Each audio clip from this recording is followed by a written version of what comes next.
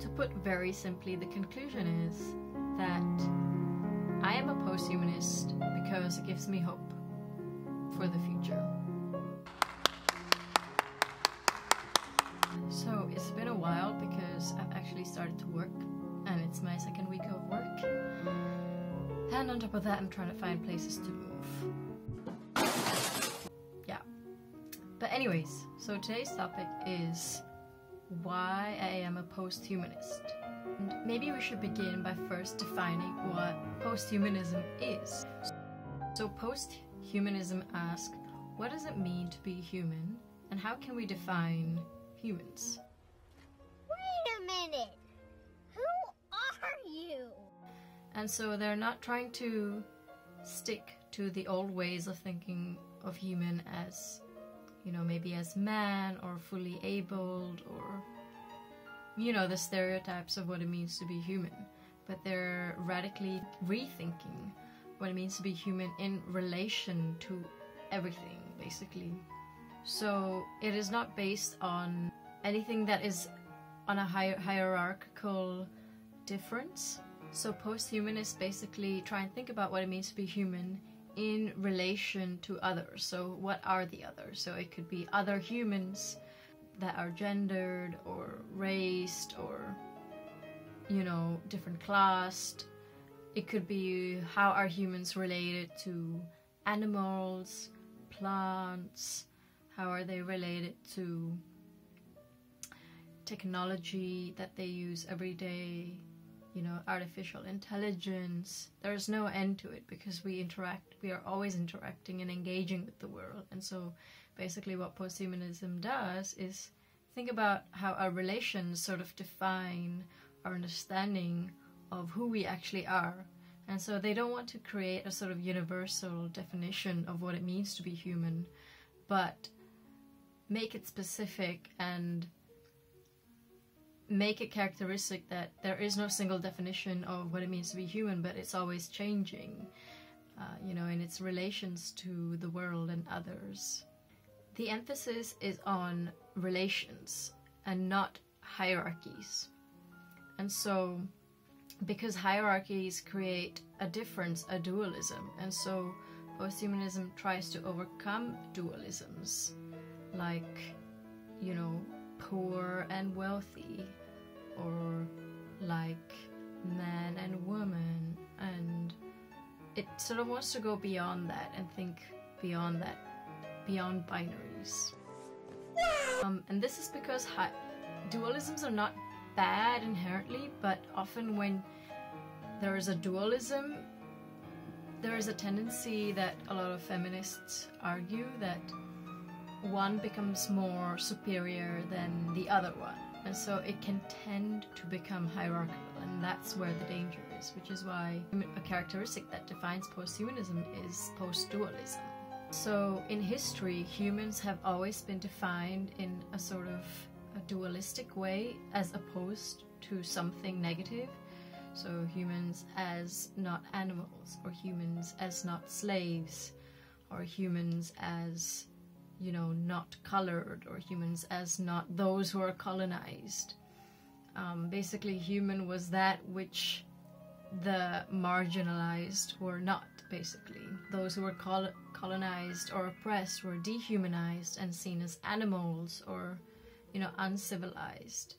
And so posthumanism wants to get rid of that and, you know, remove those roots of our definitions of what it means to be human. And historically, women and children were not always considered to be fully human. Like, they were seen to be a little bit less, and you can see that in history as evidence. Like the demand for basic rights that women had to go through. We had to fight for animal rights. We had to fight for, you know, children's rights. I mean, rights is only one way of looking at it, to see how, you know, those who were considered to be not fully or like subhuman were looked at.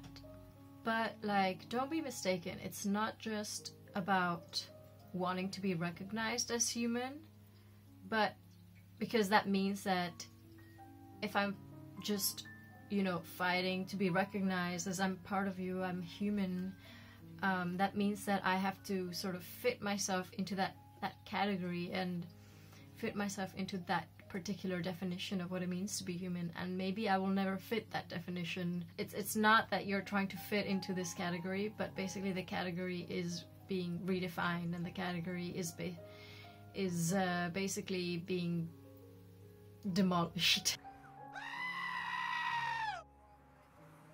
Because to think in terms of categories would be another kind of dualism, because then how would you have a category opposed to something else? But then it's like not to fall into the trap of thinking like, you know, it's not like we're disbelieving in biological differences, but it's conceptually rethinking, you know, what it means to be human. And so the controversy in the posthuman basically, oh, I should mention that the posthuman consists of many sub-movements that I don't know all their names of.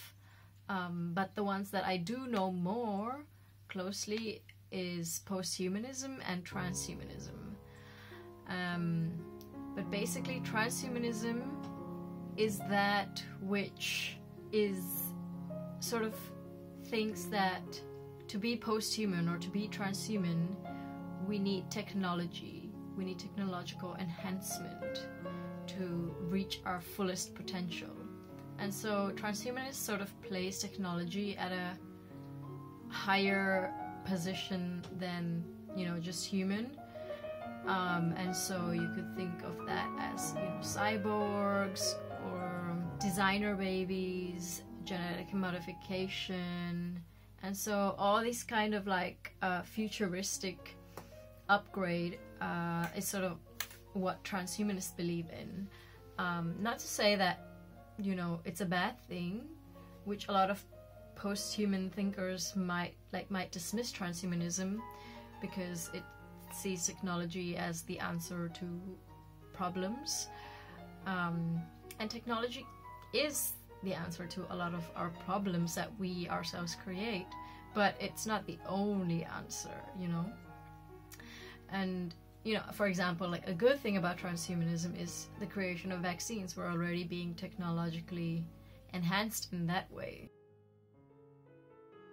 Stop it. Get some help. Your heart fails, you can place a pacemaker.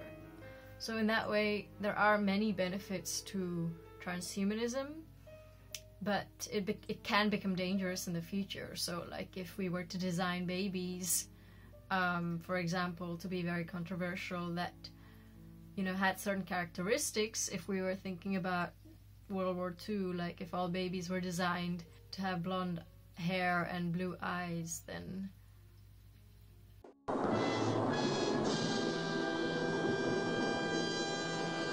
what happens to the rest, you know? They'd probably be discriminated a lot. And so in that way, maybe in the future, if we had certain kinds of designer babies, they might be either be discriminated against or just be very powerful, and other people would be discriminated.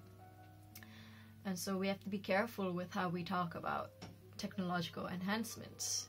We have to always be mindful.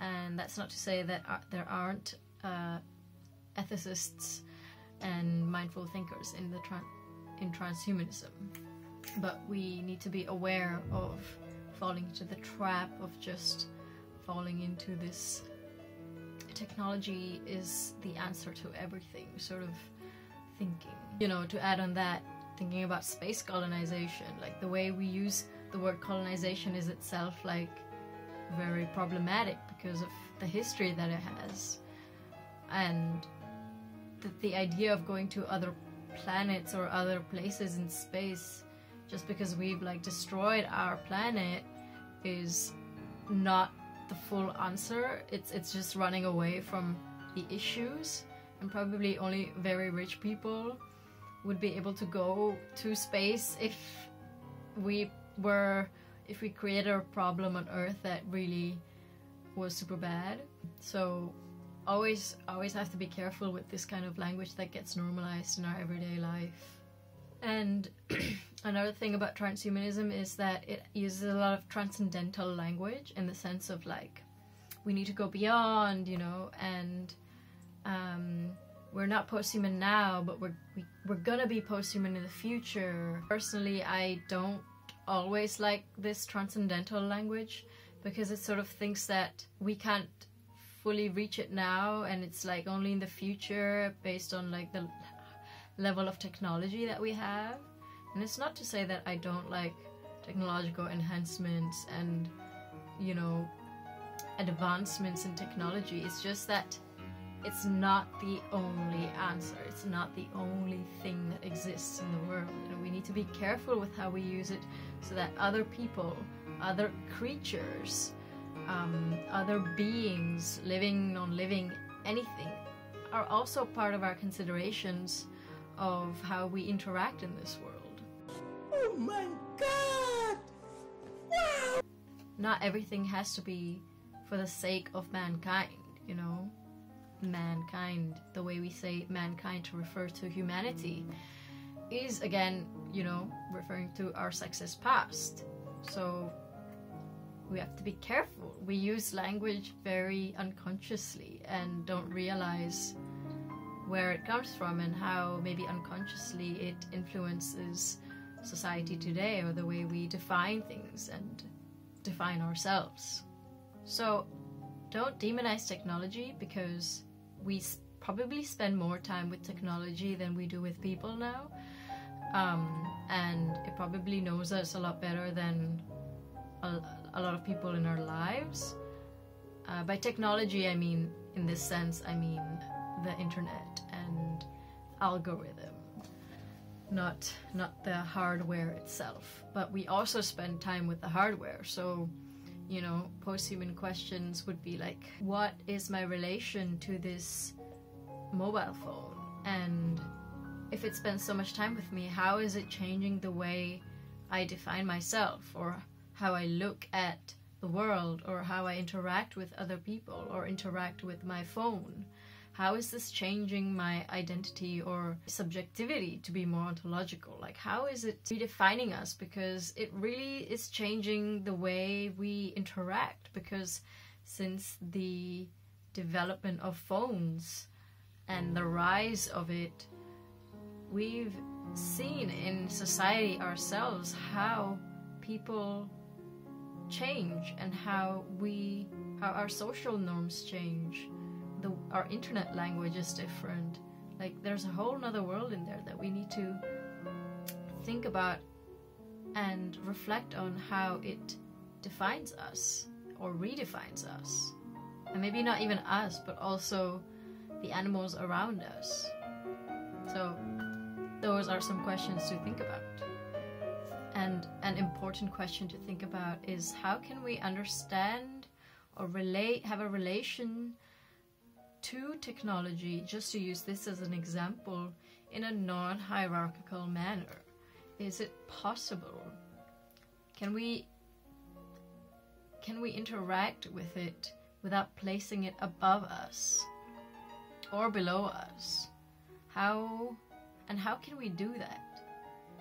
If we were to take another example, to think about animals, how can we have non-hierarchical relations with animals?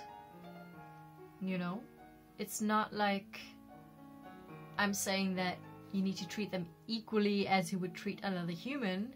No, because that means you're not treating it for what it is, for who it is, but you're imposing your own human perspective onto that animal. So it becomes very interesting to ask, how can I relate to an animal without imposing my humanness on it? And obviously you can't remove your humanness, but it's really redefining how you would relate to an animal like that.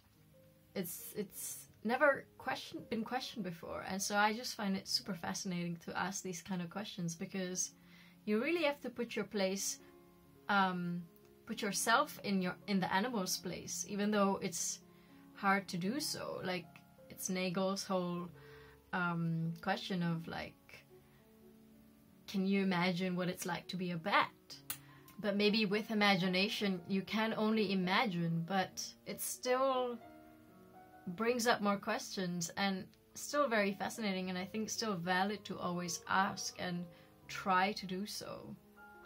And so, to put, I guess shortly, these are some reasons why I really like or believe to be posthumanist, because it really reconceptualizes what it means to be human in a way that's never been asked before.